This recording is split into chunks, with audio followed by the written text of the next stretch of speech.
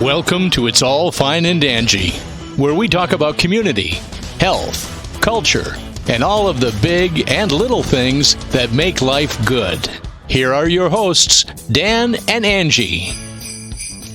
Hello, everyone. Welcome to episode 40, and Merry Christmas to you. This is our Christmas special. This is a special episode for us today, yeah. Oh, my goodness. 2 in a week. 2 podcasts in a week. That's We're right. out of control. Because it's Christmas, and it's Wednesday. So, there you go. I hope everybody's morning is going good. If you have little kids at home, I'm sure you were up at like 4 a.m., We weren't. Or you're listening to this before you do the thing, which is very unlikely, though. Yeah. I kind of miss those days. I'm the one who wakes up the people in the house now. I know. We were talking about that the other day. I know. The kids would be the ones sleeping in, and you'd be like, Santa came. Santa came. And maybe Santa did come. I think Santa's coming for us this year. And by the time this airs, it will have already happened. Yeah. That's what I said. Merry Christmas. I know. Hey, you up early? Bright and early? Indeed. Well, we're up semi-early having our coffee, so. Yeah, and we're recording this on the Sunday before Christmas. We are going to go see the Polar Express ice carvings thing at Gaylord Palms tonight. Yes, we are. So I'm excited to go do that. Yes, we are. And I had some exciting news happen. All right, drum roll. Drum roll. I'm going to be a grandma. Everybody knows that. I mean, a grandgie. Oh, be careful. You might end up with Graham. No, I'm not going to be a gram. And I'm going to there's going to be a granddaughter around. Yes, I know. I don't know what to do with those. It's a girl. Yes, it's a girl. I don't know what to do with girls. Well, I do, so I'll help you. Okay. The first thing you do is Disney passes. You're so crazy. Princesses, I'll be trying to make her more into like one of the tough characters. I know. Your son, Austin, I asked him if he was still trying to maybe slip in the middle name as Thor. But I guess that didn't work He lost that. He did lose that one. I don't know if I can give the name away. It's kind of interesting. I would let them do it. Yeah, they're like celebrities. They chose a celebrity name, but it's very interesting. It is interesting. Yeah. I like different names, though. I know. Yeah, me too. So... It's a celebrity name, y'all. I'm just going to tell you that right now. We both went relatively traditional with our own kids, though. Yeah, yeah. Well, my youngest son, Logan, was actually named after Wolverine. Go figure that. So that's where his name came from. In Austin, I just liked the name. So that's where that name came from. Yep. I just liked it. And then there's like one of his best friends was there last night. His name is Austin. I know, it's like and it seemed like all the kids that were named Austin had blonde hair and blue eyes. I am not even lying. How like funny is that? In his school. Yeah. I'm like, what is the likelihood of this? Nice. Anyway, I went relatively traditional with my kids' names, with Jacob and Rachel. And I'm not referencing the Bible, but they happen to come from the Bible. I didn't know that. I didn't know that or really think of that when we picked those names. I think that's the first thing I said to you when we met. Where did you get those names from? Because well, look, my name's Daniel, and I guess technically that's from the Bible as well, though that's not where it was picked for me either.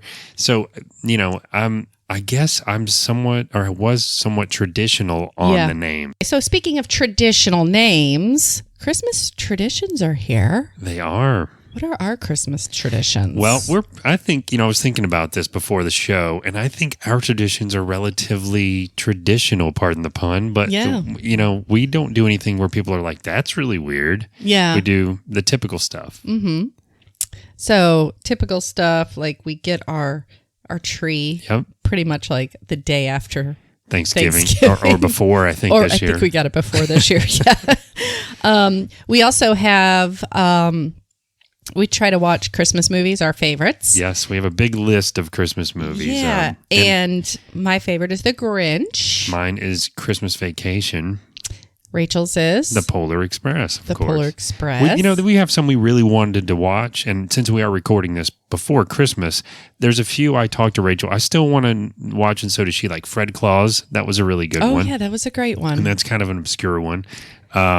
The new Grinch movie, and I say new, I think it came out last year. Yeah. I was really impressed with it. Yeah, that was a great one. Yeah.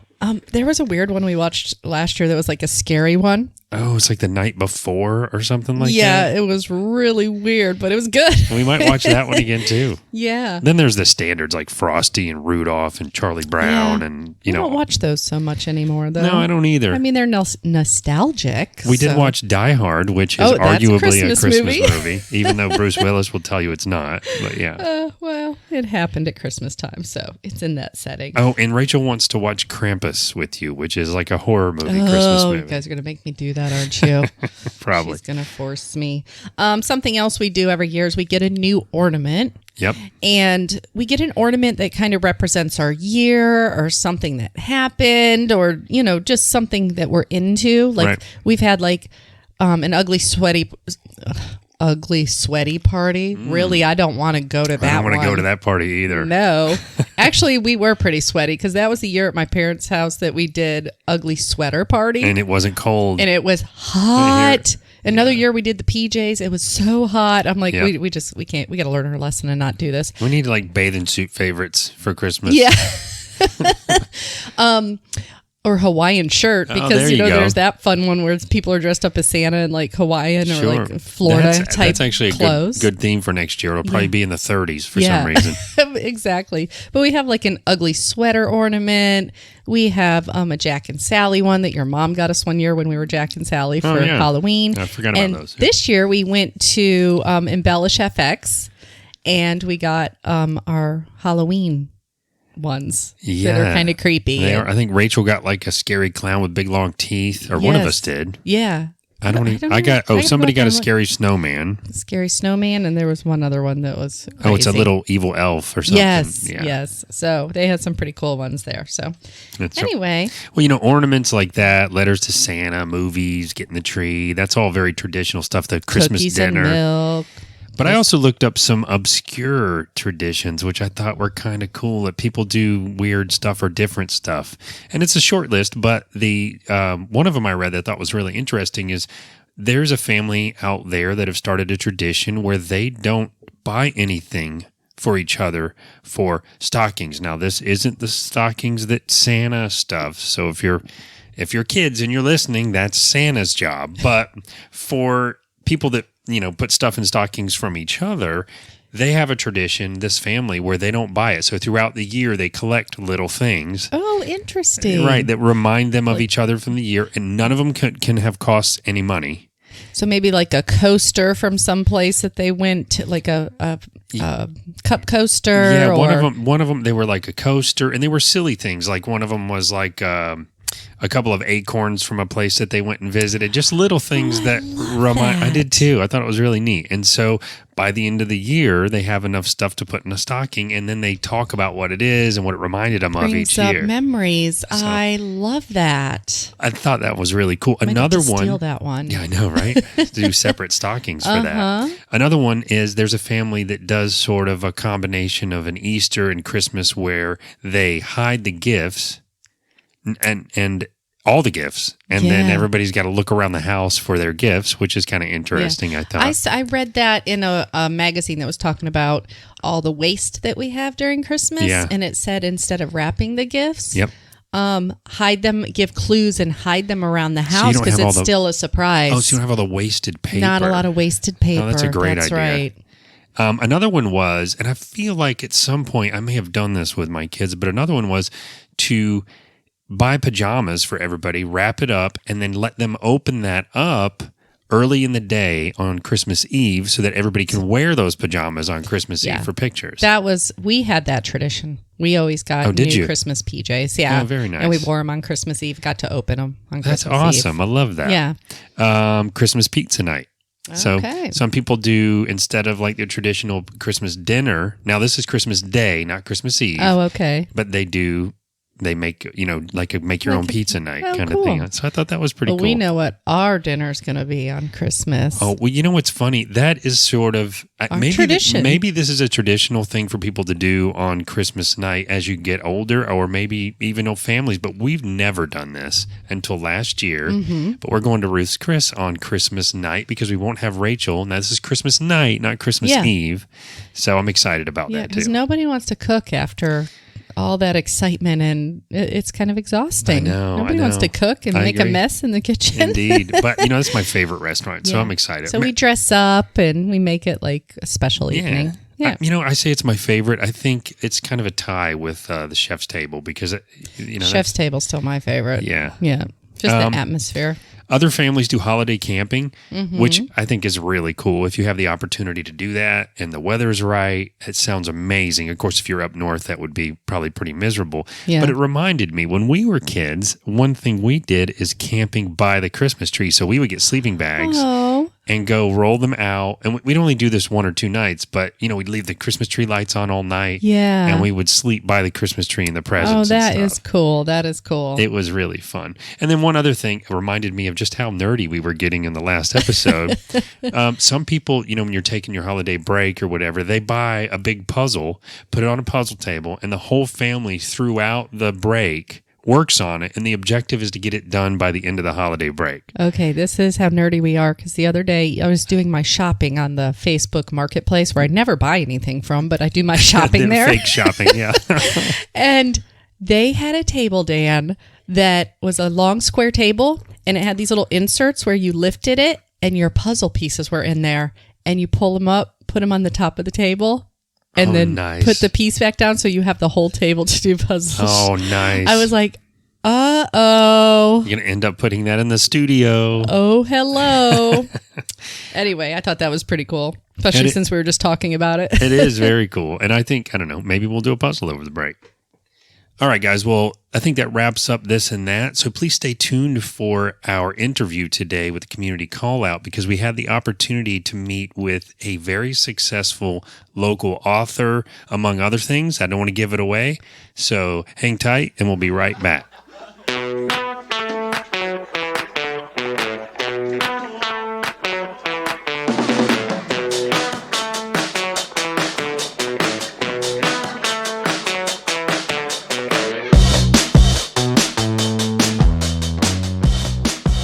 Hey guys, welcome back. And now it's time for our community call out. And today we are especially excited for our guest. She's a local author, a screenwriter, a cosplayer, and she's basically turned all of these passions into a full-blown second career. Yay. So please join us in welcoming Jaimie Engle. Jaimie, welcome to the show. And thanks for joining us. Thanks. I'm so excited to be here. Oh, we are thank too. you for setting up this little space that we're recording in. This is pretty cool. Yeah, is so we're nice. recording this in a private conference room in a library. I know. So it's a perfect setting. It really Totally. is. It's nice. So before we get rolling about your books and all the stuff that you have going on, can you tell us a little bit about yourself personally? Sure. I'm an Aquarius. I'm in a relationship. I like a good book and a walk in front of the fire.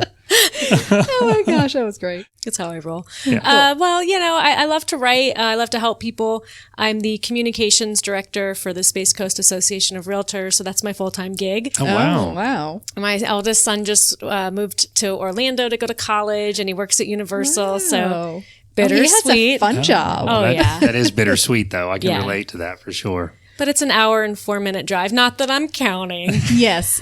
But I'm he's sure close you're not. enough. Yeah. And then my youngest son, he's a football guru. He's 12. He's really good. Not my opinion, others' opinions. Yes. Yeah. But he loves it. Is very passionate about it. And my husband is a local realtor as well. So we, kind of work together a bit. Yeah. And, a little bit. He's a funny guy.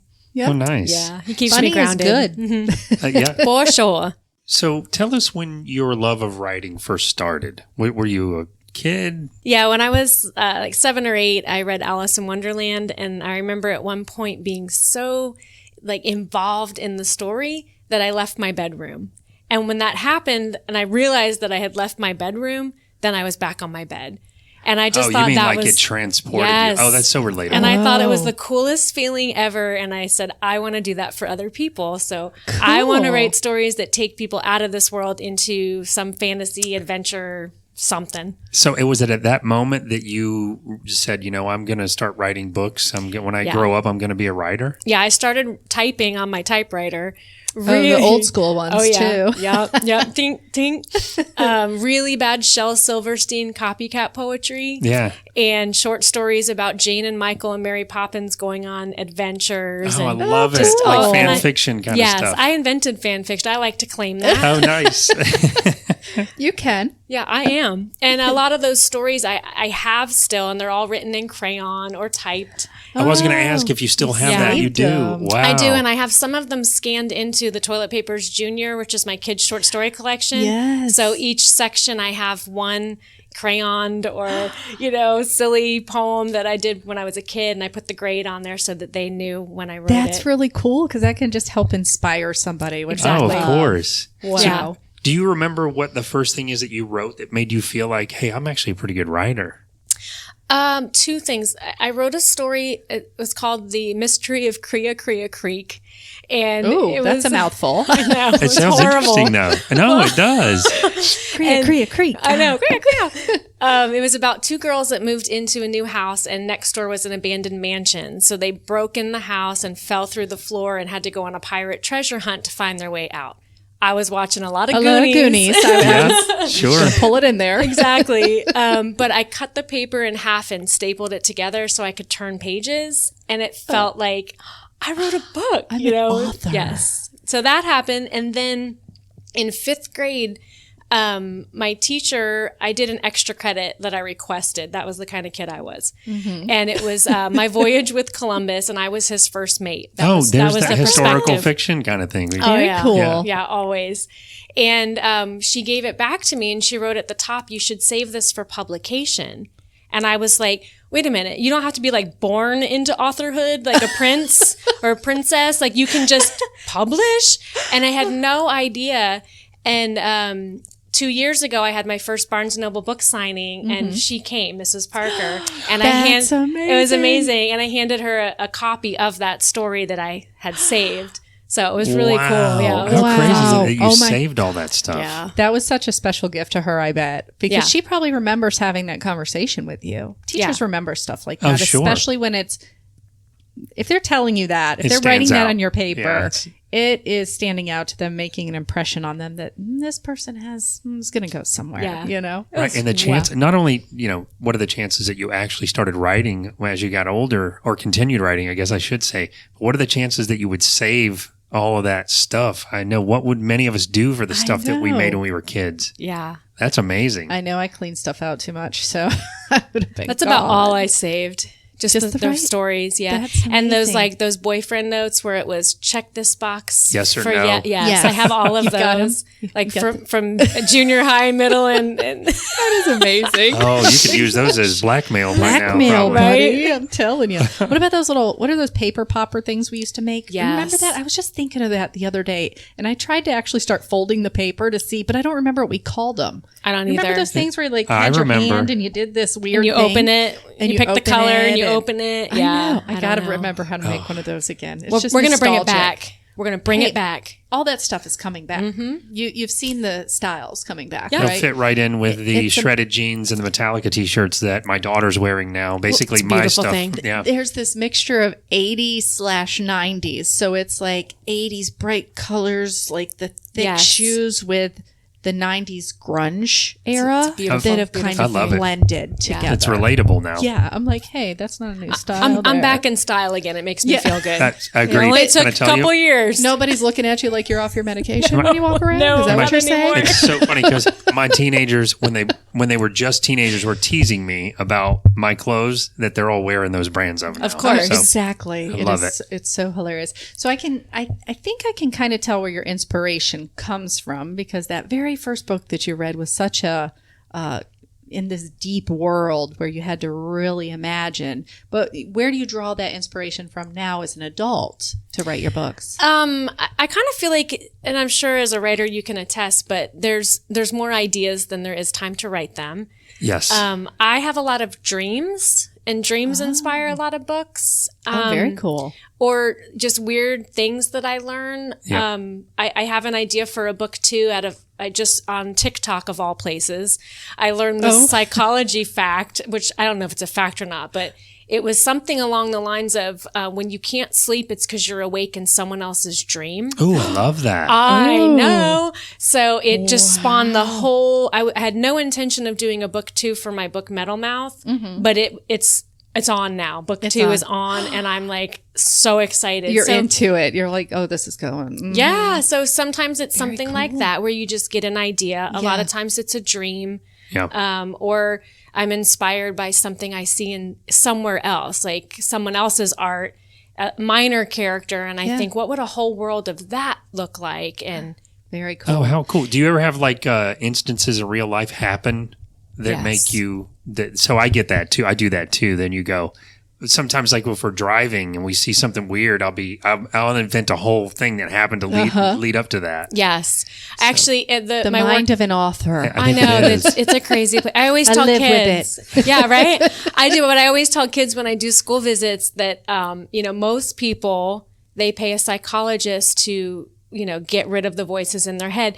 I go, y'all pay me to write down what the voices in tell your me. head are. Yeah, I love That's it. cool. That's cool. It's funny that you mentioned the dream thing because I will have dreams sometimes, and then I'll call him, or when I wake up and I go, oh my God, you got to write this down. Because this is unreal. So I think I'm a lot like you, Jaimie, as a writer or an author, but sometimes I get feedback from her that I will run with in a place where she's like, you got all that from that? So the same That's kind awesome. of thing. So it's like a source of, She's your muse. yeah. Oh yeah, there you go. Try to be. Yeah. Yeah. I'm like, hey, buddy, this is the bestseller right here. I just know it. This weird dream that I had. God knows what I ate last night. Something. But I'm going to eat that again so that I can have another dream like that. Exactly. We can continue this saga that we got going on here. So something else that always interests me is like the artwork around a book cover. Yeah, you've got some great covers Yeah, too. you. because I always wonder, is that your idea? Do you let somebody else roll with it? Like, how does it come about that you choose the artwork for the cover? Yeah, do you give them some framework or do you just have them read it? Oh, okay. No, and it's a little of all of the above. Yeah. Right. A lot of times, because I know I'm the writer, so I don't want to tell the illustrator how to do their job. Right.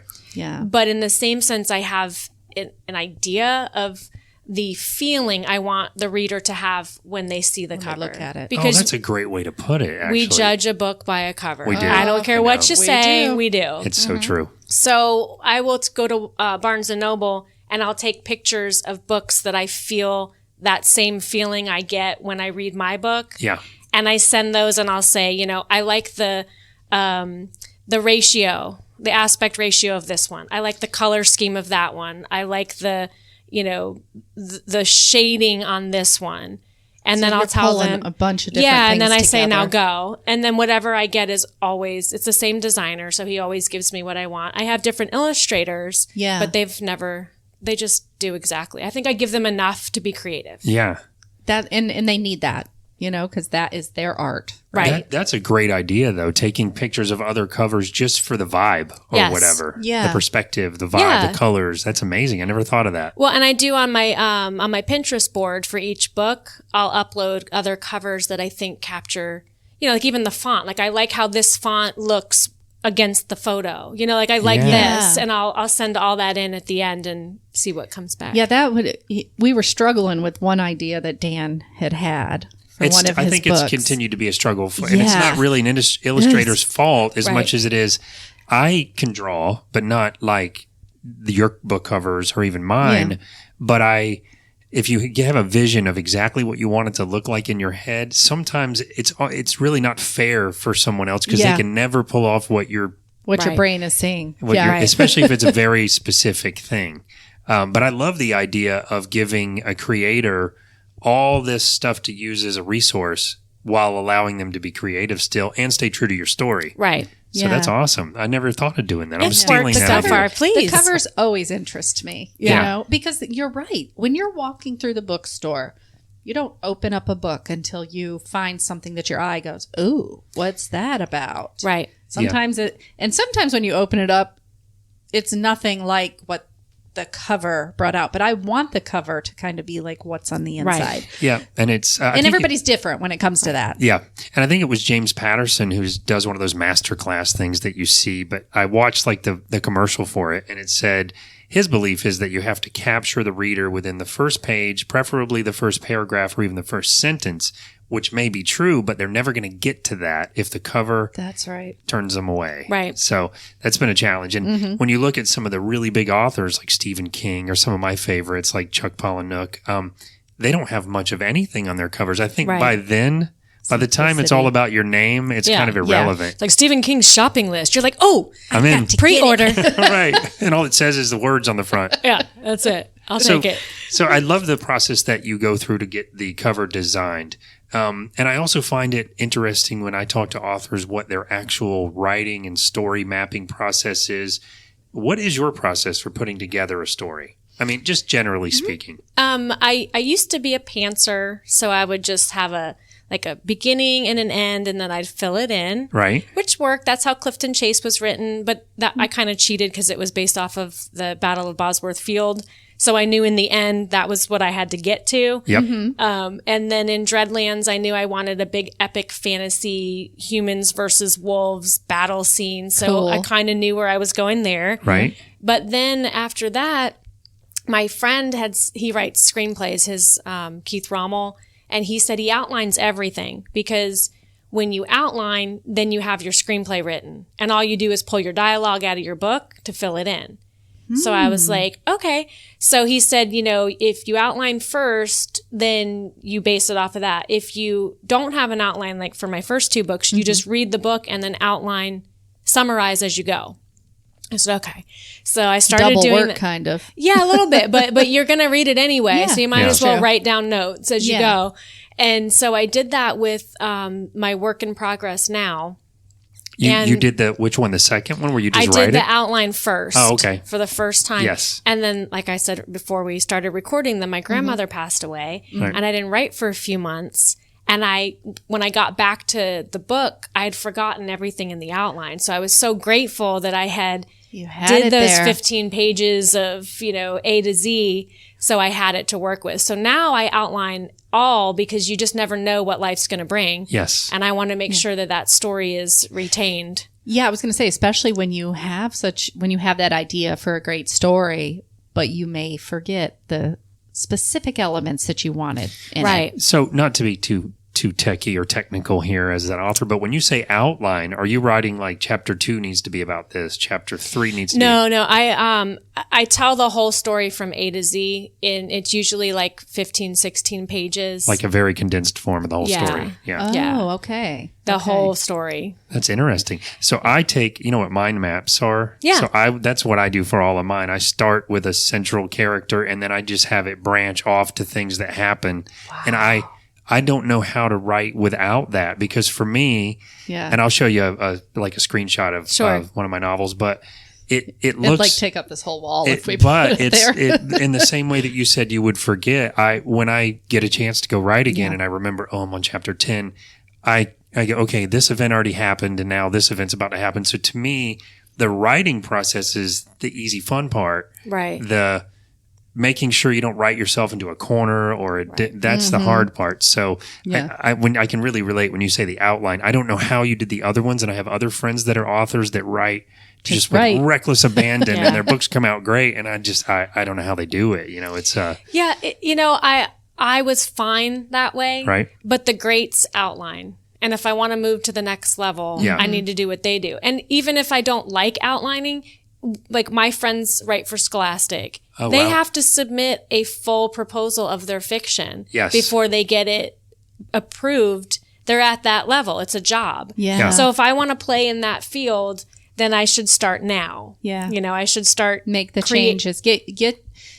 Make it a habit. Right. Right? Because it's not your habit yet. So Right. You're So that's what I learning did. and changing and Yeah. progressing like we all have to do. Exactly. So when you say outline, the way you're doing it, the way you would have to submit to Scholastic, that is a much more complex thing than what I was saying I do. You're actually writing out what happens in the book. Right. Yeah. And it doesn't stay the same. I mean, it changes. Sure. And that's why you go back through and redo it because you want the a final outline to actually match the true story. Right. Of course, yeah. But yeah, and it's worked for me very well, and I've enjoyed it. And I was afraid it was going to make the story stale. Right. In the same way that people don't find out what the sex is of their baby till they have it, Right. because they want to be surprised. And I'm like, well, I was surprised at month 3. Yeah.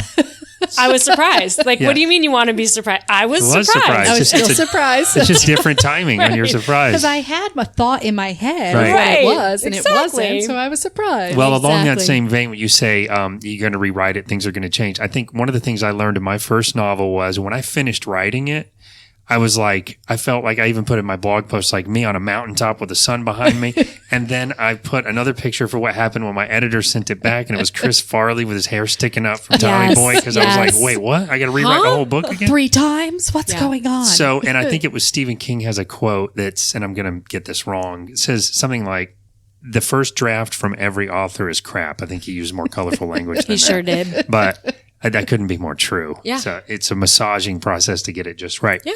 Do you work on more than one project at a time, or are you? Yes. Do you? I don't know how. I I don't know have how you do 4 it. books going right now. Wow. Crazy. Same different stories altogether. Yeah. Not a continuation or a series. No. What's going on in that mind of yours? There's you so don't wanna- much. you don't Well, wanna know. compartmentalizing that is that would be crazy. tricky for me. Well- without giving characteristics to a character from one book that's in another book, that kind of thing. Yeah, It's impressive. I don't.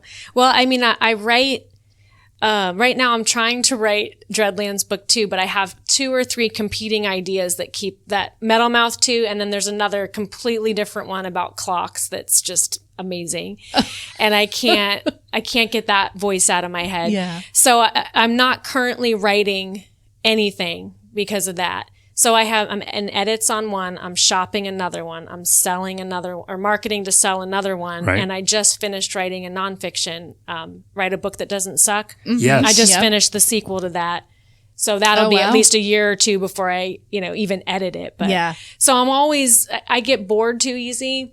So I think it's a good rule of thumb that you're in, pre-production on one, writing one, editing one, shopping one, and marketing one at all times. For those of Wow. us that aren't in Wow. the industry that may be listening, what does shopping one mean? I have a book. It's called The Pets of Elsewhere. Right. And it's a St. Augustine ghost story with animals haunting a kid for help. Cool. And that's being shopped. So right now it's being submitted to agents and publishers. Right. So it just got rejected by a publisher who held it for 3 months, and I was so hopeful. And if you change your mind, I'm still here. But it's also in an agent's hand who read the first 7 chapters and said, I love this, send me the first 50 pages. So it's the holidays, so obviously I'm not doing anything, but Yeah. that's what shopping means. I'm trying to get representation. For a publisher, right? Right. Awesome. Wow, that's very exciting. So I have a question because, I'm in this world with him because I help out, but is it always going to be the same publisher you go with, or you're just with each book, you're trying to submit it to just anybody to see who wants it? Yeah, for me, the goal is to have an agent. And so every book I submit. Every book I submit, because I'd rather try and then self-publish. Not that there's anything wrong with self-publishing. Sure. It's just a ton of work. It's a Marketing, lot of work. yeah. Yeah, and you still have to market, but it's just different. Yeah. Like for marketing for me, I just want to be responsible for bookings and speaking Yeah. and writing. When you're self-published, you have to be responsible for those things, plus formatting and making sure the ISBN's bought and filling in the copyright and uploading to Ingram and Yes. you know what I mean? So there's just so much other stuff. You're in charge Yeah. of everything. Yeah, and I'll market just as hard, but I want to focus on visits, speaking, And the creative part. Sure. writing. Yeah. Yeah. And an agent frees you up to be able to do that. Yes. Because they can get your books in front of the publishers. Correct. Have connections, things like that. And I think it also kind of depends in answer to that question, because you might have a publisher that picks up a book that loves your book that says, I want the rest of your books. And then that's it. That's your That's publisher. what the dream is, right? Like, Possibly. yeah, you want. You want a couple anyway. Depending on Yeah. the deal. Yeah. Yeah, of because you course. want to see if they're going to do what they say they're going to do. Yes, that's Yeah. true. It's, I have the new publisher, Yes. and I told her, if you do good with this book, then you get my whole backlist. Yeah. Sweet. Because I said, because I have a lot of friends that they sign with a publisher, indie, and they're so excited they give them everything. And then it was like they were dating. And then you know what happens sometimes after a couple months. The representative is gone. Yeah. Now it's the real person underneath. Right. Yeah. And now you're like, well, now I just married this person and I'm stuck with them. Yep. Yeah. So that's what I told her. We had a friend who went through that, and I remember looking at all the stuff the publisher was doing for her, and I'm like, look, I'm relatively new at this side of it, and I'm doing all this stuff for myself, and it's really easy. So I think sometimes there's a misconception that, you know, we're going to put this online for you, and they put it on Amazon or something. Right. You're like, I could have done that in 5 minutes. You know? That. Mm-hmm. So I get what you're saying there. So the publisher you're with now is Intense Publishing, and that they picked up Clifton Chase and the Arrow of Light, right? Your first book. Yes, my first book. And that first book has a very important anti-bullying message. Yes. Can you just tell us a little bit about that, how it came about? Like, why did you want to write this book? I wrote the book because like I said, I was writing as a kid, and then I had a kid, and then I wasn't writing, and I missed it. I felt like a part of me was gone. That's relatable. That's a good way to put it. Yeah. It was hard. And then my kid was being bullied in school, and we did everything the right way. It didn't work out, so we homeschooled, and we started doing archery club here in Brevard County at Wickham Park. Cool. And one day we were driving in, and there's these long rows with what are those things called? The bullseyes lined up? Yes, those things. It's not a bullseye. target? Yes, a target. Oh, my Lord. With targets at the end. Right. And I had this imagination of a dwarf kind of jumping from hedge to hedge, stalking us because we had a magic arrow in our possession for some reason. So I went Imagination, home. baby. Oh, that was it. That's awesome. Yeah. So I went home and I was like, okay, if it's a dwarf, it must be medieval, right? I mean, and it's a fantasy, like that's done. Right. And I did some research and I learned for whatever reason about King Richard's nephews being locked in the Tower of London. And I just felt really bad for these boys that their throne was taken from them and they were killed. And I wanted to retell their story, but change it and make it a more happy story. Yeah, redeem them. Yeah. So I wrote the book, and it got picked up by a publisher. And then 3 weeks before launch, she fell off the face of the earth. What? And I called her, and she's like, "I can't talk for a month," and hung up on me. And I had like 50 mommy bloggers that were expecting book reviews and giveaway books that they'd been running contests for, all that I'd put together. Yeah, scary. So I had to figure out how to self-publish in 3 weeks and get my rights back and get my cover back, and so I did. And then I was angry for a year because I was a self-published author. And I had such a stigma against it because every book I'd ever read by a self-pub, great story, not enough editing. Yeah. And it was like they didn't finish the process. Yep. And now I was one of them. Like that's how I felt. Oh no. Yeah. So like a year later, I was driving home from St. Augustine and I was like, God, why did you make me write this stupid book? You know, I was so mad. And I just felt this like idea of anti-bullying. My son was bullied, which is why I wrote the book. The two princes were locked in the Tower of London, and obviously that's family bullying to the extreme. Oh, of course. Yeah. And Clifton was dealing with the middle school bully because middle school bullies, it just goes hand in hand. It changes from elementary to middle school. Of course. So I revamped all my packaging and all my, branding that Christmas. I guess it was Christmas of 2014, I think. Right. And so 2015, I started submitting to schools this presentation, and I just started getting visit after visit. And I would go in and talk to these kids about the power of words in life and literature. And I used the idea that authors build these worlds with their words that are so real, you feel like you're there. Right. So if that's the case, then can't we destroy people with our words Oh, that's a good tie-in. just as easily? Yeah. That's really a great tie-in. Was it well received? I'm assuming it was. Yeah, I mean, it's been very well received. And then one story years later, my oldest son, who's now graduated, some boy, he told him in middle school when I visited Delora, which is where the story takes place, he had said that he was going to kill himself that day when he got home from school. Like he was done. And I happened to be teaching that day. And he told my son this in high school that your mom's presentation made him rethink. Yeah. Wow. That's amazing. Well, that's got to a story like that's got to drive you to want to do it anyway. That just makes you want to crawl under a rock and be like, I'm not worthy. I'm not worthy. Oh, wow. But Do you know were, what I mean? Because you changed his life. Yeah. I mean, that is crazy. Oh Yeah. my gosh. When you hear stories like that, it's like, It would make you want to go everywhere and to Yeah. have those kind of Yeah. speeches. I would love to go everywhere and have those kind of speeches because there's kids like that in every school. Yeah. Yeah. And every time I hear of a kid with a gun in a school, I feel like I should have been that at was that a school I wasn't at, and that's why it happened. Like I should have been there. Wow. So intense publication or intense publishing. Not No, you're right, publications. It's publications, right? Yep.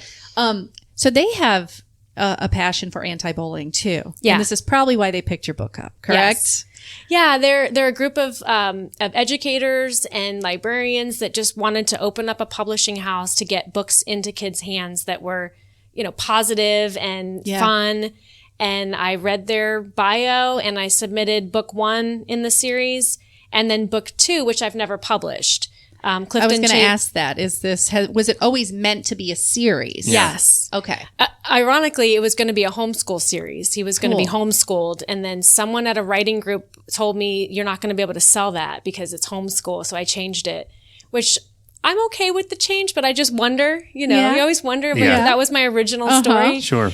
And I wanted to do him going to outer space and meeting, like John Young and, cool. going all over and just teaching kids history through a fantasy adventure. That was the whole heart And of they the story. will learn history Yes. that way. We've talked about that. Like Yes. when Yeah. it's put in a setting like that, you learn fun. it. It sticks in your head Yeah. forever. Yeah. You know? It's like learning the ABC song because it's Right.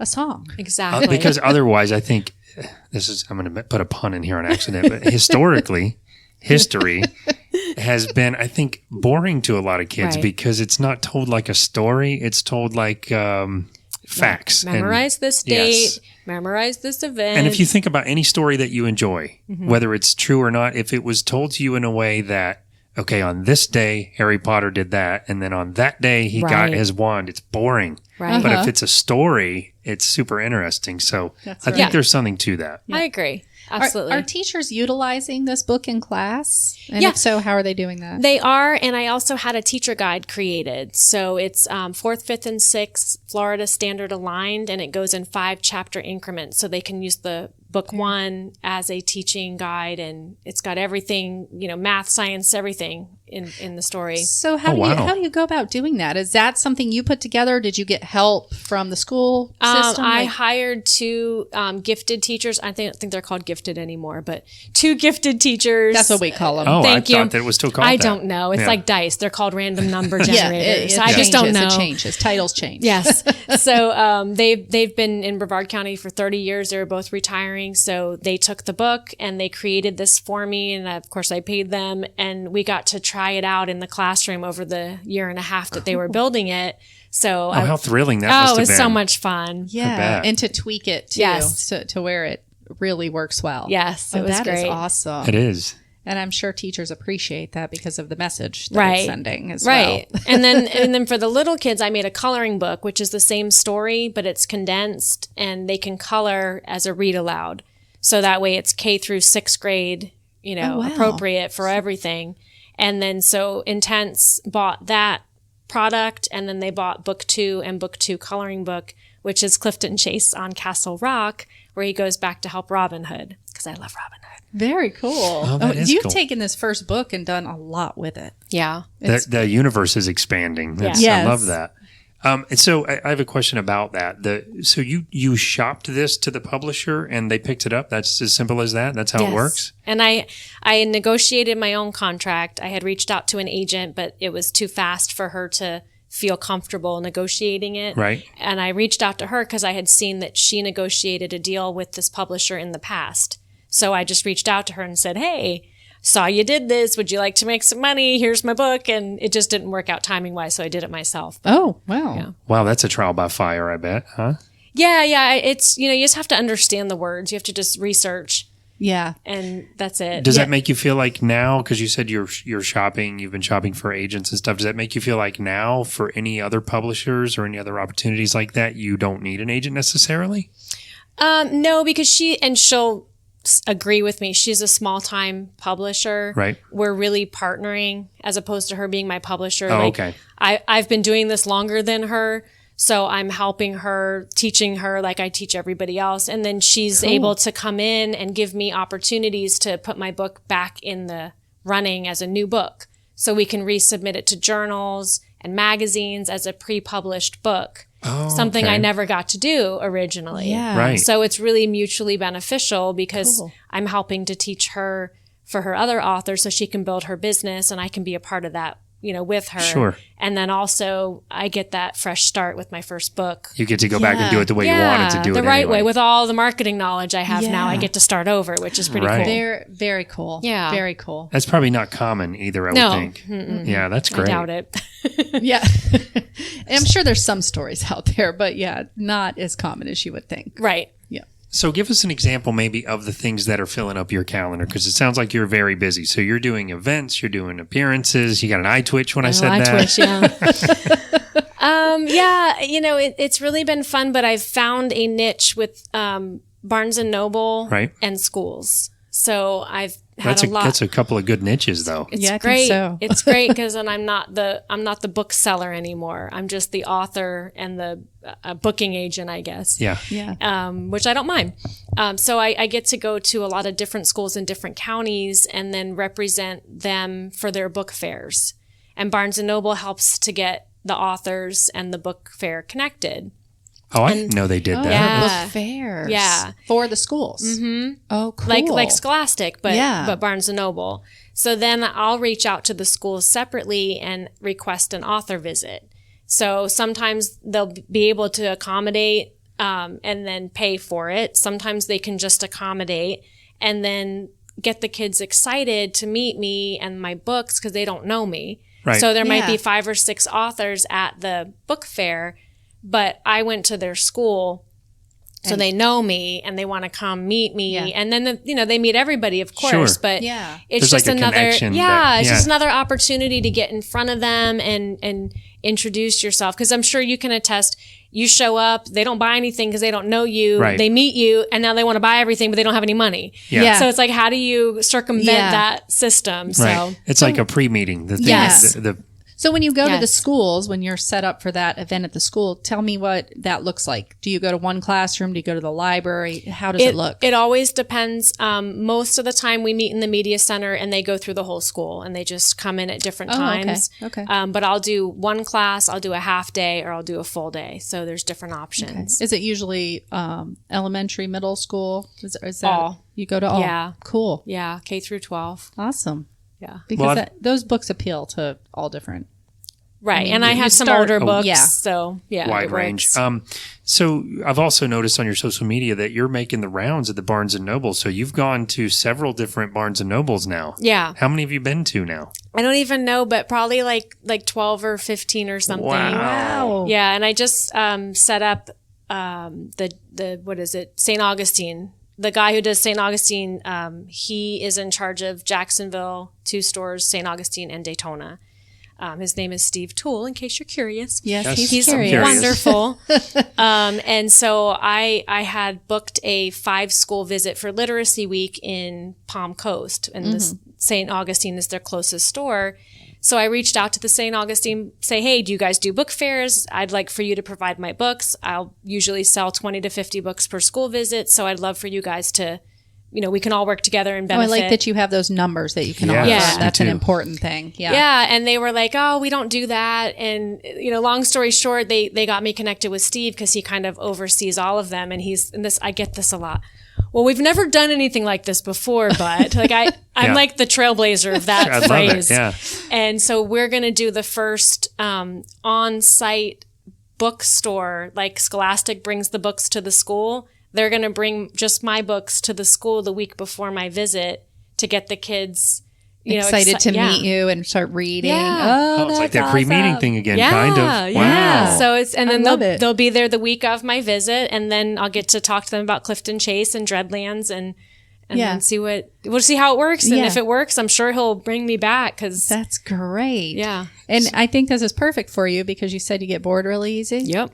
So you get to go to different areas, Sure see different do. things, get some more character ideas in the brain. Yeah. You know what I mean? So it's like perfect. It seems it. And also, just as a fellow author, when I saw that first time you posted that your books were in Barnes & Noble and set up at a table, that had to be a huge thrill. It was awesome. It was one of the 3 on the bullet, Yeah. done. Of course. The next it one off. is the New York Times bestseller list, which it's just, It's I'm around the knocking. corner. You It's hear it? around the corner. It's around Yeah. the corner. And then That's the it. third one is the big screen to Yeah. see your story on a Put big into screen. a movie. Of course. Oh, yes. I tell him that about I just read his first book again, and I said, this can visual. be a movie. This Yeah. can be a movie. Yeah. I am telling you, I'm visioning it. I'm like, ooh, and this person would play this person really Right? good.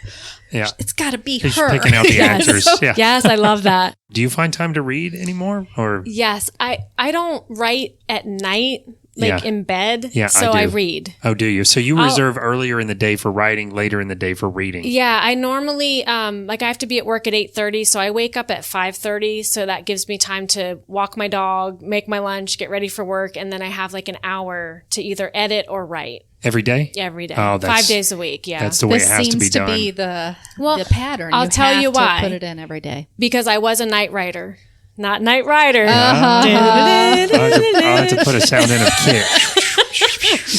But my days change every day, and it was like I had great plans and never happened. Yeah. Yeah. My mornings are always the same unless somebody's sick. Yeah. So there's always an opening you have. Always. It's always the same. You wake up at the same time, you get your coffee, you get your breakfast, Right. you have to leave the house at a certain time. It's always the same. So I just woke up a little earlier. Yeah. Yeah. So for me, and I'm guilty of reserving writing time for weekends, which takes 5 years to write a book when you do Right. that. But I do like getting up super early on the weekends and like going to Starbucks for Yeah. like 3 hours before anyone else in my family's awake That's and awesome. needs Yeah. me or anything. Yeah. And then, when I get a text, I know it's time to go home. Right. So it's relatable. Well, you got to find what works for you. And you Yeah. have to find that quiet time that is the same. Yeah. I think I have to get in a pattern of doing it at home. But so if, as an adult, what would you recommend as a starting point for reading your books? Honestly, I would recommend the Toilet Papers. Really? Because it's a short story collection and they're adult stories. Yep. But I do have an excerpt of Clifton Chase, Dreadlands, and The Dredge in there, so you can read a and chapter. see if it'd be And see something if it's you're your thing. interested Yeah. Oh, that's a great idea. So is it like at the end? No, they get longer as you go. So it's 50 Cool. words to 5,000 plus words. That's the concept of the book. Yes. So you can depending on what's Yes. going on in the bathroom. Depending on your potty needs. So Yes. And I'll use my squatty potty as I'm that's reading it. Well, Oh, we they- got to get that. That's a great concept. This- just the concept of it's great. And the Squatty Potty did endorse the book. So Yes, that you is can trust amazing. it. Yeah. Yes. And I think that is a great book to have in your bathroom for when guests come over, like in the guest bathroom. It's funny Just to see. you need right over the toilet paper thing, you got to have a little shelf that has the book. I'm telling you. So does it have enough? So I know it was a deep dive into this one, but I'm just curious. Does it have like segments where you could kind of read the whole thing? Yes. Oh, that's great. There's number 1, number Let's 2, let's get deep here. and then Far From Poopin'. It's German. Oh, nice. Those are the 3 sections. So they go from love it. like up to 1,000 words or whatever. I don't remember where the breaks are. I could see this resulting in someone just being in the bathroom for a long A little time, bit. where you're yeah. like, "Come What's on out going now." on in there? Right. Okay. Are you okay? Are you sick? Need to go to the hospital. Oh, whatever. I love it. What a great idea. So your kids are a little older now, right? But how did you encourage your own kids to have a love for reading and even writing, possibly? Very poorly. You did, huh? I tried. At least but you're honest. They both really? they both do terrible in English, and I feel very like a fake. They Oh my they don't gosh. like to read, and That's their choice, though. to each man. their own. That's right. Look, I can't say anything because I know. my daughter does great in English, but she hates to read books, and so does my son. So Neither funny. one of my kids. You think Yeah. it's a generational thing for a lot of kids now? That Yes. would be bad news for Yes us, and wouldn't it? no. I mean, there's so many kids that love to read. Yes. But there is so much more competition for time And attention. and attention. Yeah.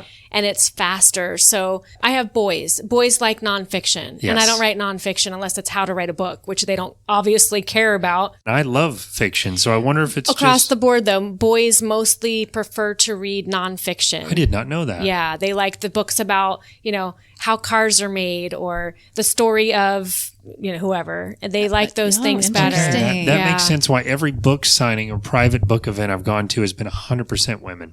There I you thought go. maybe it was the story was appealing, but I guess it's the genre.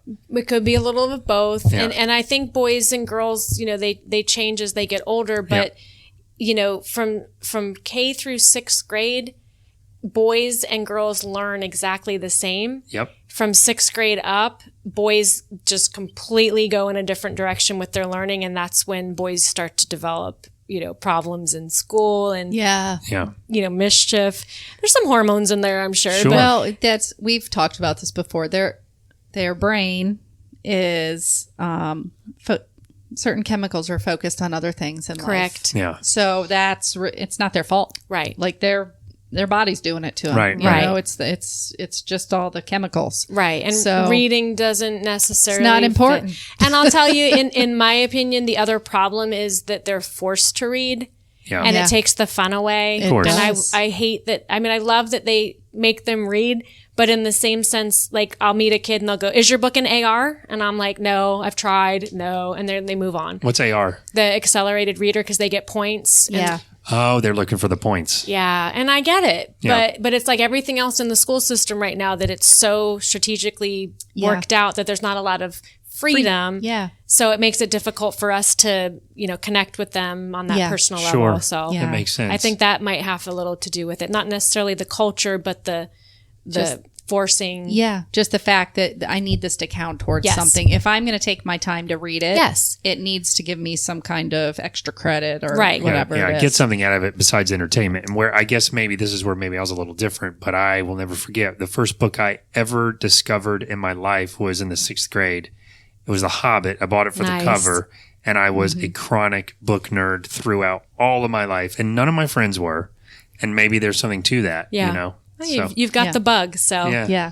That's interesting, though. I didn't know that about the difference between boys The and learning. girls as it relates to the. Those are good things Yeah. to know as Yeah. you're a writer, though, especially for, that age group. and then the other thing, like J.K. Rowling, Yep.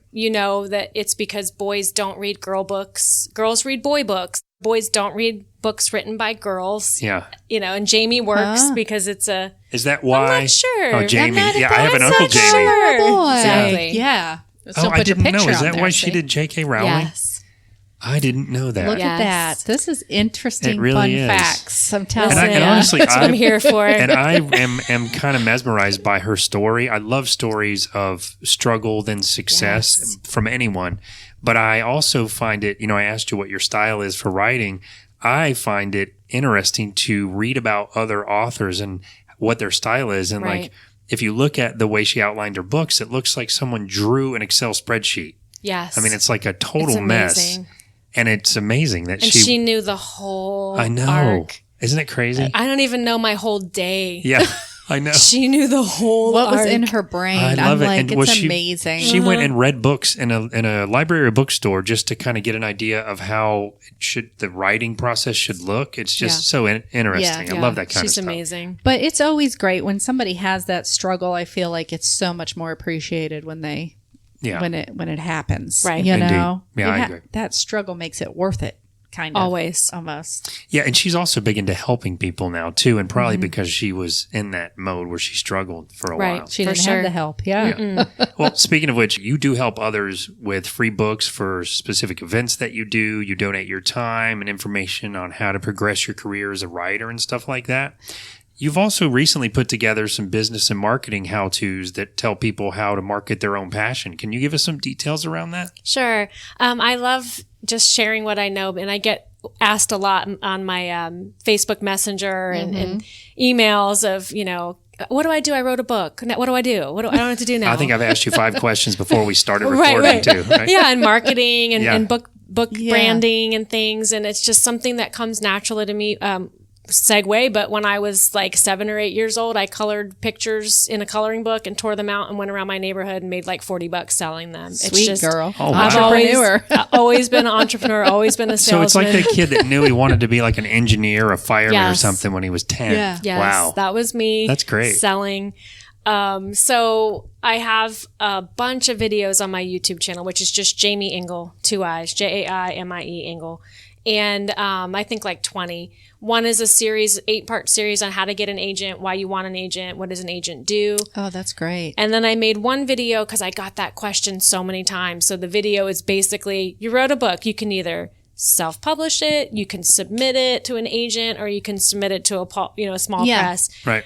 So I'm going to continue in 2020 to build more of those really specific, short, how to do a press release, how to do a sell sheet, how to get into Barnes & Noble, how to prepare your book for Ingram, just all of that. Right. Yeah, because some of those words are so foreign whenever you first start. You're like, sell shit, what? Right. What do I need that for? And I can tell you that having gone through the process, I'm on my 3rd novel now, and I have struggled with how to do all that. And even working with my editor, it's like people have different answers. So I think there's huge value in that. Yeah. And like we talked about before, people don't understand the analytics of Amazon. Right. Mm-hmm. And if you have a paperback, a hardcover, an ebook, and an audiobook, if you release one every month, that's 4 months that you're in the top 30 new release on Amazon. Most people release everything in the same day. So they get a shot at it one time. One time. Yeah. Why not spread it out? Sure. That's And they right. have a 60-day analytics too. So if you're a slower writer, you have a day job like some people in this room, you can do the 60 days. So you release it every other month. And then 6 months out of the year, you're in some analytics that Amazon's promoting your book on your behalf for free. Oh, wow. You know? Little tricks like that. Little tricks. Wow, that's it. really great. So I'm going to focus on making more of those because I get so many questions and I'm so busy. I don't have the time to Answer each person individually. yeah, and do that one-on-one, Yeah. coaching that I'd love to be able to do. So if I can make these videos and just have those available, then at least I know I can send people somewhere. Yes, indeed. And you're going to have a Patreon that people can sign up for? I have a Patreon and I'm just going to be revamping that. So, for example, the sell sheet, I'll do the sell sheet video and then they can go to Patreon and download that sell sheet by supporting the Patreon. And, they're Pretty cool. pay $1, pay $5, I don't know, pay whatever you want. And then you can download the product. So that way at least I can help them and then they can help me and we can build together. Very yeah, cool. that's nice. Very nice. So I will put links in the show notes for all that stuff too. How to Awesome. get to your Patreon, your YouTube, your social media, your website, Perfect. all your stuff. So you do. So we introed you in the beginning, and you're a screenwriter because you've started doing that outlining now to where you can do that, right? Yeah, I have my first script finished and Awesome. and it's in. Is this going to go public? It's currently in the hands of Dwayne "The Rock" Johnson. So fingers crossed. Love that's him. a whole nother podcast of how that happened. But we'll save that for Okay. That's awesome. when he That's gives the amazing. yes or the no. Do you want me to We'll save clip it. this out? No, you can leave it. But whether he gives the yes, or Yes. the no, then we'll go through that whole process of how it came to be. Whether how it's a awesome yes is or a that? no. We love him so Yeah, much. we We do. follow He's him, such a and good oh my guy. Yeah, gosh, yeah. he is amazing. And you do some cosplay as Yeah. well. And what I love is that you bring your characters to life through your cosplay. So Yeah. can you tell us a little bit about that and Yeah. what you do with that Sure. on the side? I just love, as a writer, I play make-believe with words. So now I do it with costumes. And it's fun to Cool. go to the Comic Cons and just interact with people. And I thought, why not cosplay my own character? Oh my gosh, amazing. So one of my characters, Scalvia from Dreadlands, she's a Viking werewolf. So I cosplay as her. My favorite cosplay, though, is Marty McFly Jr., that's my favorite. So cool. I have the hoverboard Yes. and everything. And then Joyce from Stranger Things and 11 from Stranger Things. I like cosplaying them Very as well. Very nice. Cool. I have seen your Marty McFly cosplay, and it's amazing. Yes. so fun. So you want to know what's so funny is Dan and I love Halloween. I saw some pictures. Oh, yes. So we make our costumes every year. And people always ask us, are you guys into cosplay? And I'm like, no, but we should be. You because totally should. This would be Halloween all year. Yeah. Yeah. And Halloween's my favorite holiday. Yeah. Yes. Christmas is probably your favorite We dressed holiday. up for Christmas this year too, though. We did, though. Yeah. As Clark and Ellen Griswold. Ellen Griswold. Yes. So I love it. we're taking the holiday or the Halloween tradition and plugging it into all the other major Yes, holidays. it's so much fun. You guys It totally is. should. Yeah. And I even talked to Dan the other day. I said, I was coming up because I try to come up with ideas to help him as an author, got to be his, I'm his support system, I hope. Incredibly so, yes. And I thought, how cool would it be to do like a photo shoot of your characters? Not that he would be dressed up as the Sure. characters, but somebody else. And that's kind of what you're doing for your book. Right. So do you take those pictures that you do of your characters? Do you use those for marketing in the book? They're my headshots in the back of the book now. And the characters? Oh, cool. Yeah. Oh, cool. And like a couple of them. Yeah. And then I was doing those as my cosplay for my Patreon. I have a support level where they get an 8x10 signed. Cool. But I just feel stupid doing that. Why? Because it's like, well, there's nothing, all I do is take pictures and send them. I feel like anybody could do that. So I would love to be able to have like a story to go with the picture or a scene from the movie that I can, clip out, but I just don't have time to do everything I want to do Right, to right. really make That would it be worth. cool, yeah. So To make it a little more valuable. Yeah, you feel like, that's I it. see what you're I get saying. it. Okay. I just feel like it's like I go to Walgreens, I get a picture and I pop it in, Well, you do wanna what you can, what you have and time you want to for. give them a Exactly. little more. I I would. see. You want I to would tell a like story to. about that character or something. I Yeah. see what you're doing. Yeah, that'd be cool. Yeah, so it's very fun and it's been very rewarding and I like, doing the photo shoots is super fun. Yeah. And I have other characters in other books that I will be cosplaying. They're just not out yet. Yeah. I'm just like, that's one of my reasons to get it published. Right. But it's been really cool. The comic convention scene has really opened a lot of doors for new readers Yeah. and new people that I found a new illustrator. I'm working on my first comic because of it. So Oh, cool. yeah, so it's been really rewarding to even go that route, and I never would have thought that. Yeah, was you're going into something. different creative directions just by Right. meeting different people. I Yeah. love that. Cool. Now it's a graphic novel, right? Yes. Yes, it's different now. Can I tell you, as a nerdy comic book collector, way past the age that I want to admit, I love that the culture of comics and all, in my city, in my generation, that was incredibly nerdy. And the Yes. kids have no idea how awesome it is that that's like a mainstream cool thing now. And you don't have to like hide the fact that you read comic books or Right. anything like that. You could So- get beat up for reading The Hobbit in my 5th grade class. Oh, yes. And this was the 6th grade for me. Well, But- Jaimie, this has been wonderful. I think you answered a lot of questions that a lot of authors listening may have. I hope so. I mean, Yes. just in this short amount of time. But where can they find you? Where's the best place to find more information? My website is thewriteengle.com. The Write, Like writing, yes. W-R-I-T-E. Yes. That's a And- pretty clever name. I Thank like you. it. And all of my social is at The Write Engle. I just try to keep it very simple. Yeah. Patreon.com/The Write Engle. The only one I haven't claimed yet is my YouTube. They're very tricky. Yeah. They are tricky. They are tricky. We've got a few YouTube channels, both for fun and business, and Yeah. it is tricky to They're get just your tricky. customized. And my new fave is TikTok. I have purposely not love used TikTok. it because I follow the Cult of Mac on podcast, and Erfan, who runs it, said that ever since he started watching it, he wastes 2 hours a night trying to go to bed. At least. So I'm afraid to install it on my phone. Yeah. Dan, I laugh every day That's for what at he least an says. hour and a half. But Yes. laughter is a good exercise. It is sounds so so much addictive, fun. though. But It he says he is. just keeps scrolling You through do. them because they're endless. They're little Endless. tiny videos like Vine, but they're 15 endless. Yeah. to 45 seconds of pure pleasure. Is this the one where they're like, see, I'm totally out of the loop. Is TikTok the one where they're singing to It each can other? be. They're doing. Those are duets. They can be, Okay. yes. Really? They're It just can so be all much sorts fun. okay, so now we have to look at it, but we have to limit our time to like 15 minutes. Okay. Yes, good luck with that. luck You with just that. put the timer on and you have to. It's You're not gonna die. happen. Okay, we can't do It's so much fun, and I have a channel, and I love going into the classrooms, and then at the end of my presentation, I have all my social stuff, and I'm talking, and I hear kids go, "Wait, you're on TikTok," and like they think that's the coolest, Yes, it's the new Instagram. Okay, I is. gotcha. Yeah. Okay. and it's so Well, fun. so we'll definitely put a link to that as yeah, well. for sure. Yeah. Thanks for sitting with us, Jaimie. This was course. great. Yes, and it was I, wonderful. I think, like Angie said, a lot of good information. And we're interested in kind of keeping track of you. And we wish you great success with this. And I'd love to see you on that New York Times list. Yeah, thank you, and I wish you guys both luck as well. Thank and you. Merry Thank you. Christmas. We're ready for the movie already.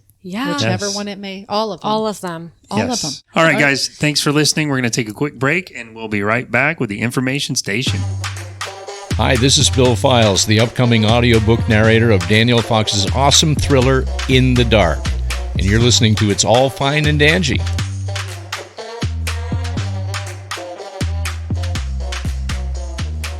Hey guys, welcome back to the Information Station. I hope everybody enjoyed that interview as much as we did.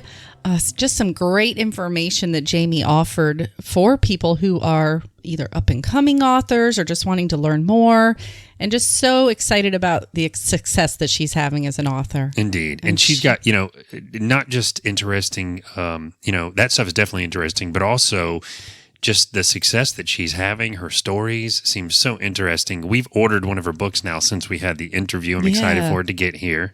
Well, I like those kind of reads too. Oh yeah, so the young I'm adult excited kind of to. We are ordering also the toilet paper. That's the one I ordered. Yeah, that's great. That's the but first I'm one going to get another one of.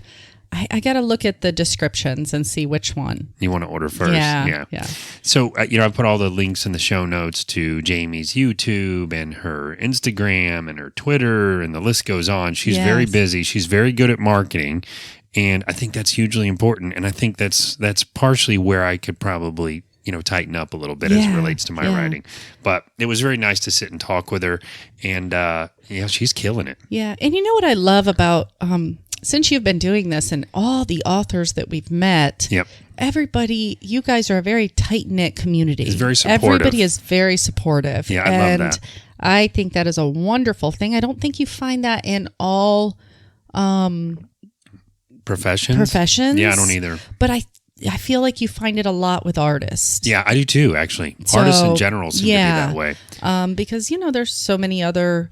I think when you find, a company who sells something, material-wise, they want you to think theirs is number one, so they're willing to compare and contrast with other instead of supporting and upbuilding anybody. That's, you know what I mean? Right. So, but authors do not do that. They don't go, read my book because it's better, than their book. Yeah.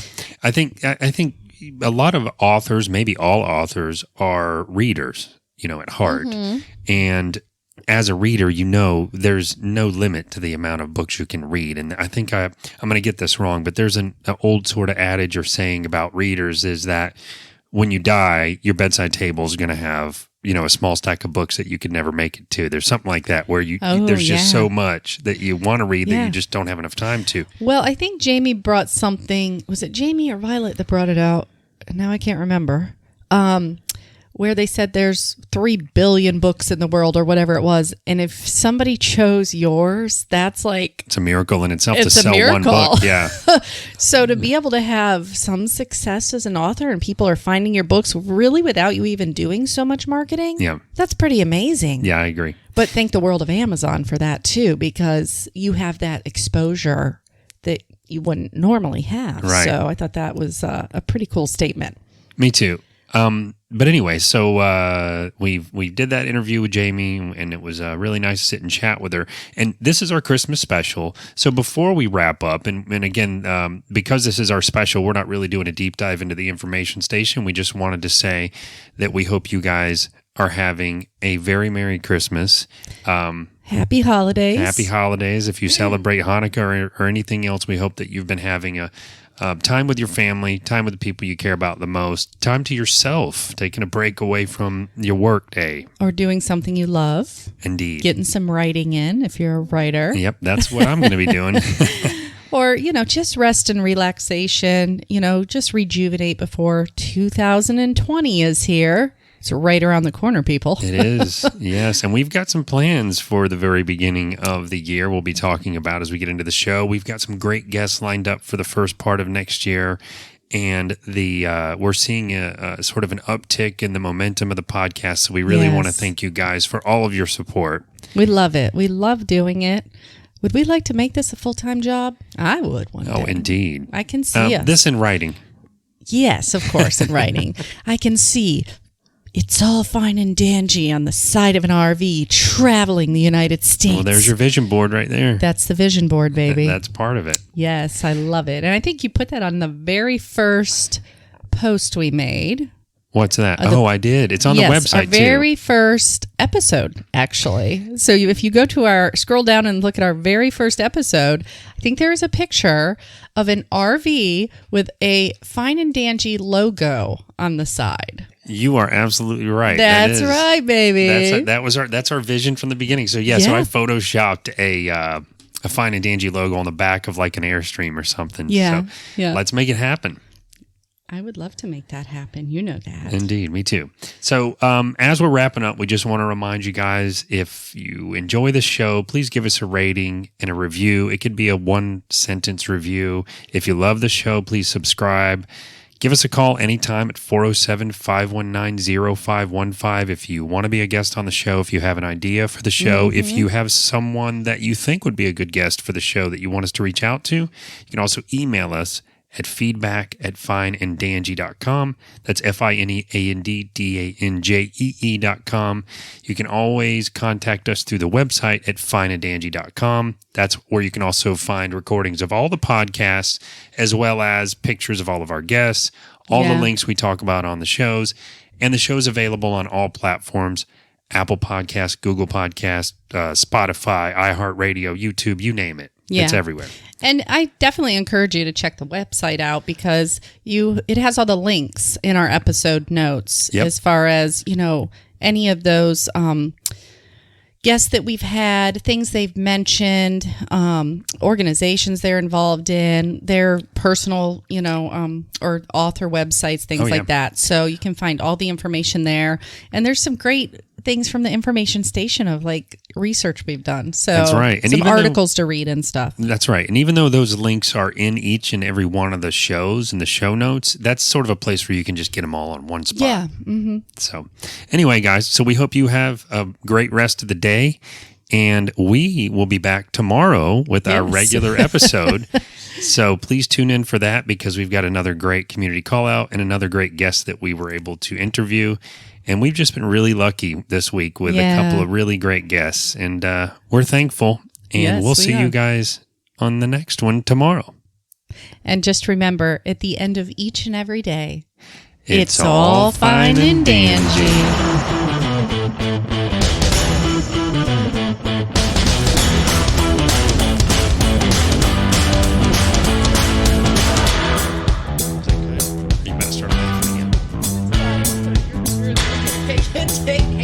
Hang on, okay, sounded okay. That's your word today. Pain, buddy. I'm a pain, buddy. Is it recording? Yeah. Okay. Who you brought us into the... All right. Who you brought us into the...